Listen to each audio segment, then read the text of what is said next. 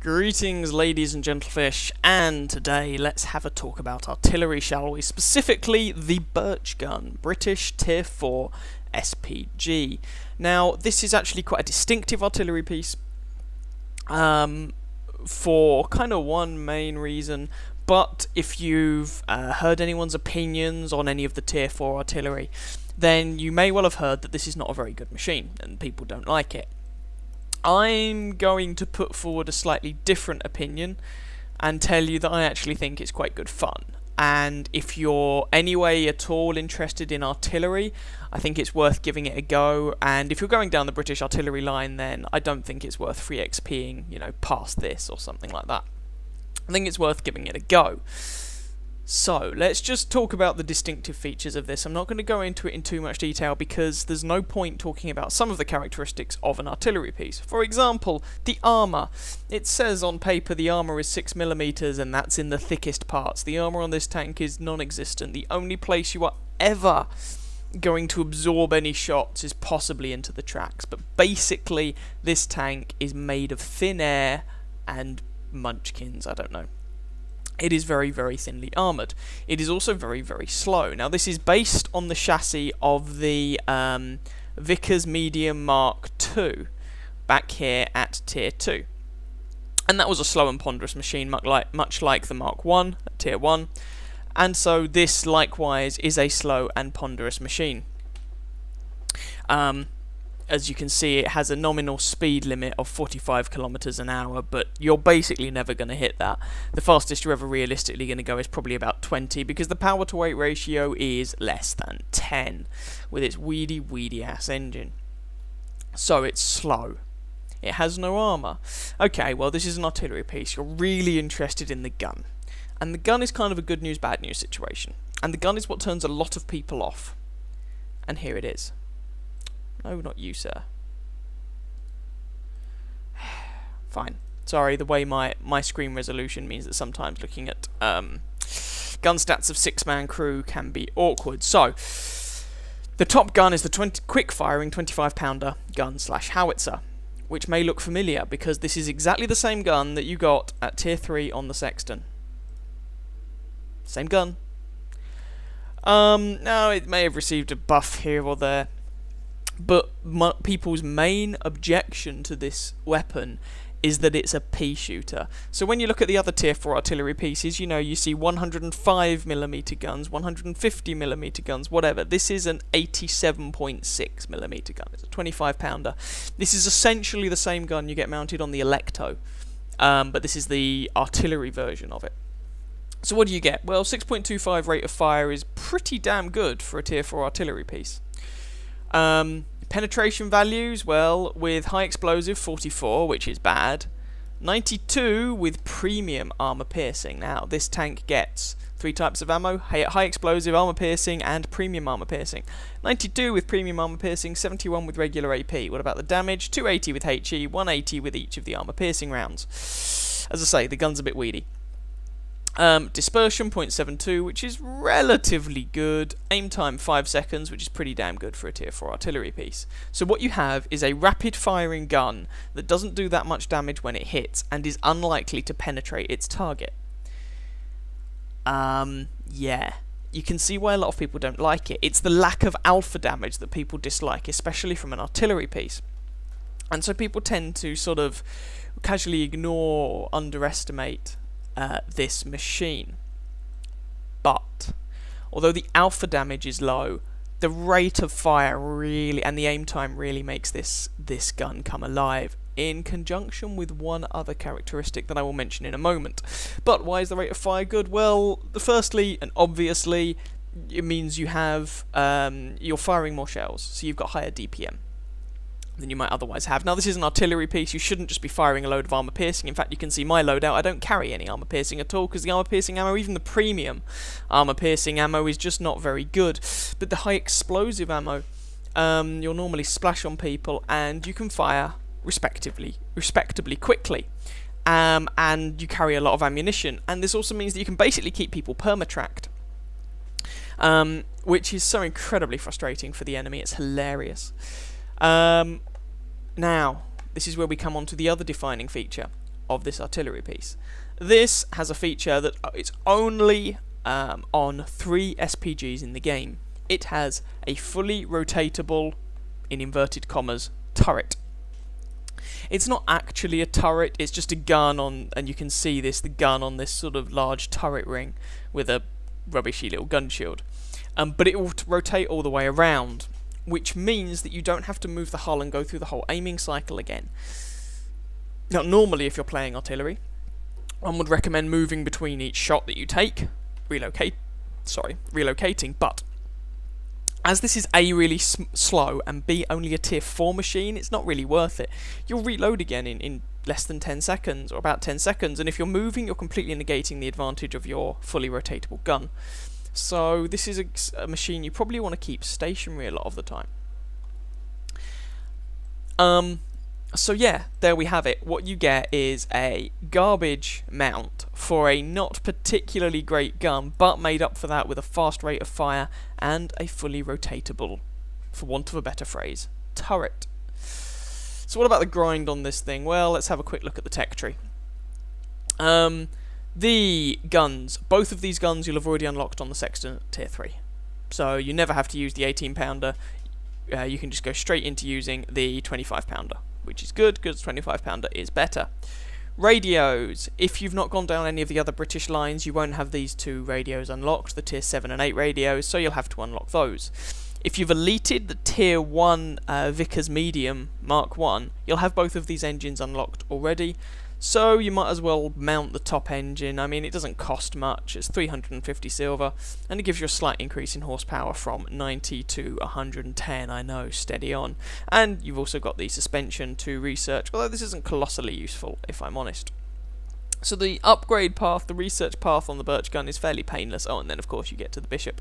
It's fairly painless, you don't have too much to unlock. Yeah, that's fairly straightforward. So, a couple of things about crew, equipment, etc. So, I carry on this thing, first aid kit, repair kit. Repair kit's probably the most useful of those two. And I didn't carry a fire extinguisher, but the very last game I played in this tank, it inevitably caught fire. What are you going to do? So you might want to carry a fire extinguisher, but it's not really a big problem with artillery. Generally speaking, if someone's shooting you, you're probably already dead, especially if you're on fire. What about equipment? Well, I just did the pauper setup, you know, binos, camo net, toolbox. If you were going to keep this, I would recommend taking medium caliber artillery shell rammer, gun rammer, for a even faster reload time.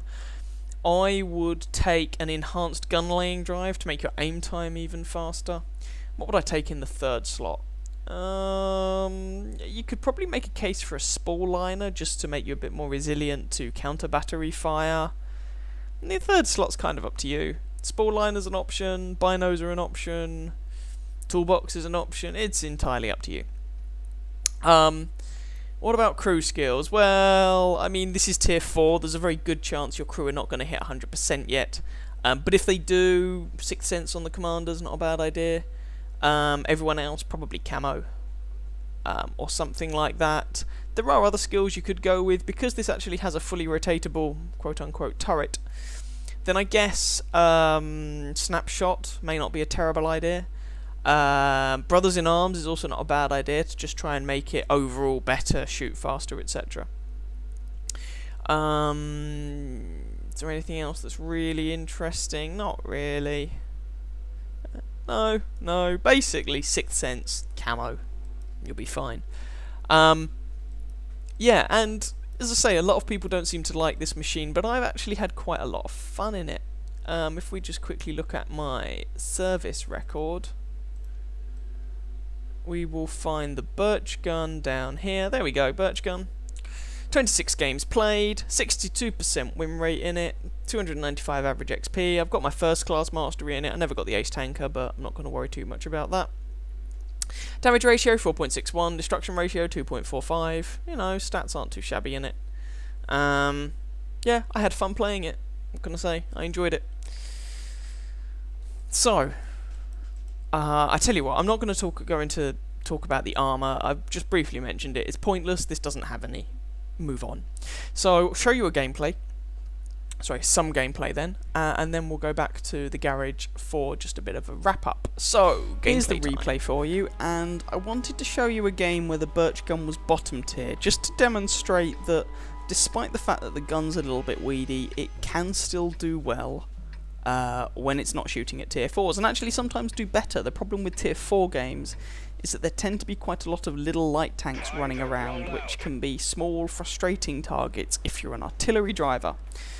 So this is a tier 6 game. As I said, we are here on Arctic, and I am just going to be a complete wuss and pull back to the safety of the corner of the map. Now, if I were driving a higher tier artillery piece, then I would say after every shot you want to be relocating, but I'm not driving a higher tier artillery piece. This thing reloads in about 10 seconds, and so realistically you probably just want to be sitting in the same spot and keep firing, but don't be afraid, of course, to move around the map as the battle progresses, bearing in mind that the mobility of this tank is not particularly good. But to make up for that, you do get a fully rotatable turret. So here is target number 1, it's a KV-1S. Now technically I have a shot on him, but he's behind a rock, so I don't think it's a very good shot. I doubt it's actually going to do anything, but I take the shot anyway. And I'm rewarded with the shot not going where I aimed it, but still hitting him. Now you could argue, well, why didn't you keep firing at that guy? Well, the answer is very simple. That was a very lucky shot. I didn't think it was going to happen again, so I decided to switch targets and have a go at someone else. It's not as if there's a shortage of targets right now. So I tried to hit that T-34, sorry, that Panzer III-4, but with no success. Try and get a shot on that M6, but it misses. And there's a very juicy target indeed. Very lightly armoured German tier 6 tank destroyer, the Nashorn, which of course I miss. And the explosion radius on this high explosive ammunition is utter garbage. Now you'll see on mine I don't carry any armour piercing. Woohoo, that shot hit, that's going to give him a bit of a headache. I don't carry any armour piercing, I just carry high explosive because the armour piercing is garbage from this gun. You might as well just fire HE. And with the HE, ooh, it looks like that one might have hit as well. With the HE you get 280 average damage and 44 penetration. So you're only really going to penetrate very lightly armoured targets, or possibly, you know, some tanks if you put a shot through their roof and you get a bit lucky. So here's a Jagdpanther 4, sorry, Jagdpanzer 4. This is the other tier 6 German tank destroyer. Bit more armour than the Nashorn, but worse gun. But better mobility and stealthier, but worse view range.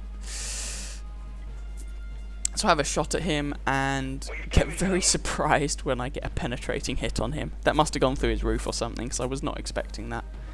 And ended up hitting him for quite a lot of damage, which is nice. So you can see that, you know, with a little bit of luck, you can still put a lot of damage onto tier 6 tanks. And someone ends up finishing the Nashorn off. And we are currently winning 6 kills to 2. There's a Cromwell over there. He's going to probably be a very frustrating target, and I decide to move my tank up to try and get better shots on the remaining targets. But oh hello, KV-1S has come out to play. And you can see how big the aiming circle is and how long it takes to aim if you've moved the hull. And of course this is one of the main, or this is the main advantage of having a fully rotatable turret on an artillery piece. You don't have to go through the aiming cycle all the damn time.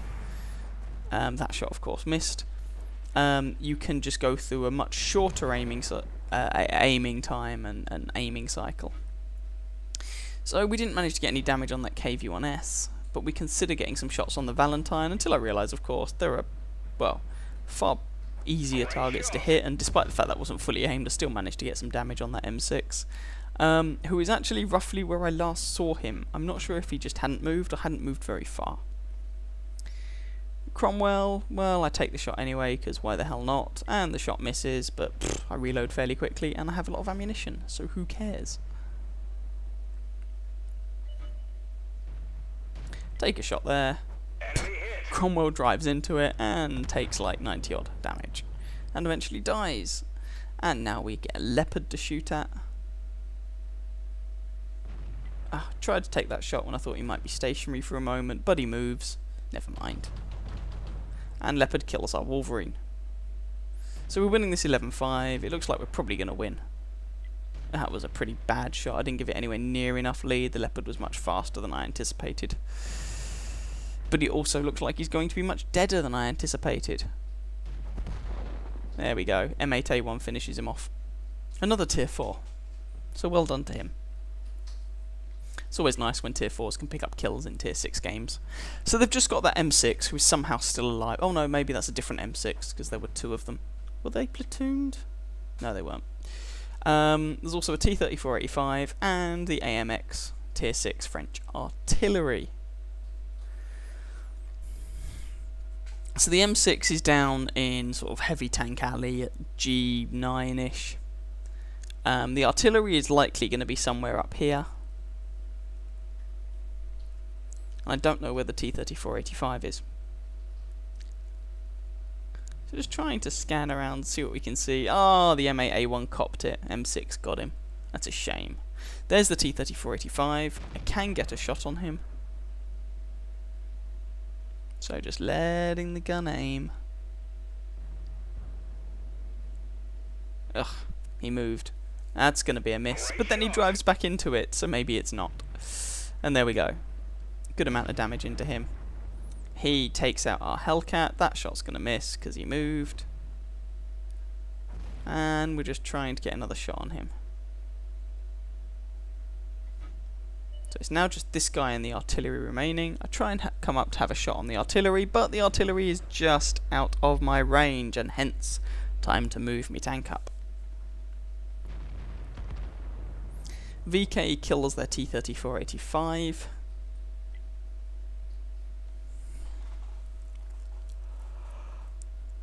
And it's just this tier 6 artillery left. Now, he could still be dangerous. You know, it's at that stage of the game where people have taken a bit of damage, they're not on a huge amount of health. So the artillery can probably one-shot anyone that comes for him. But, of course, if multiple targets come at him from different directions, well, it's going to be made decidedly harder for that AMX to be effective. And there he is, not quite where I was aiming.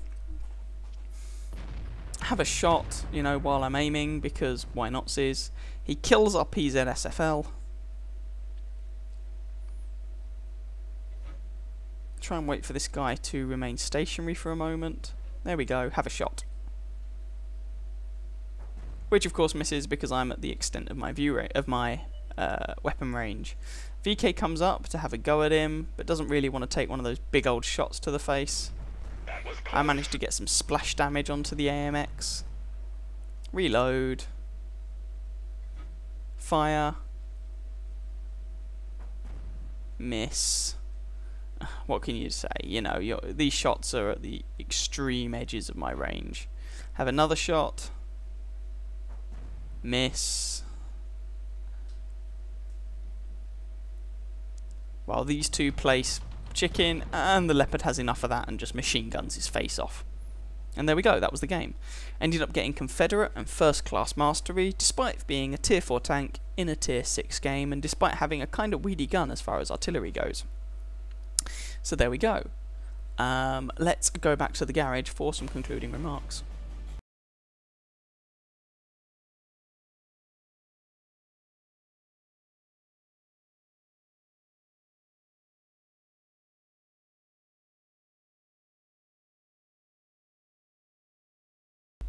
So, what are my overall thoughts on this machine? Well, as I've mentioned before, I actually quite like it. I mean, it has its limitations, and you have to bear that in mind. So, for example, it is terrible at defending itself in close quarters combat, because it's so sluggish, and because the gun is weedy, and so you can't rely on that badass alpha damage. And while it has a good reload, it will still be worse than whoever's attacking you, unless they're in another artillery piece most of the time. But yeah, I actually had fun playing this. It seems to have a fairly good shell arc. It's just, as I say, I had fun. You do have to get direct hits with it to really do any damage, because your shells have basically no splash damage. But yeah, I had fun. Am I going to keep it? Not at the moment. If I had fun in it, why am I not keeping it? Well, very simply, I've already got a selection of tier 4 tanks that I have fun playing, so I don't see myself ever choosing to play this instead. You know, I'd rather play the Matilda or the Elector or whatever. So I don't see a reason that I would pick this up and play it, having now finished the grind on it. But you know, I might rebuy it at some point, perhaps. But it's certainly not a terrible machine. There are far worse artillery pieces out there, in my opinion, and you can do far worse in some of those. So there we go. That's my opinion on the Birch Gun. So I hope you guys enjoyed that review, possibly even found it vaguely useful. If you did, by all means feel free to catch some of my other videos and or subscribe to my channel, and I wish you happy hunting on that battlefield. Ciao ciao.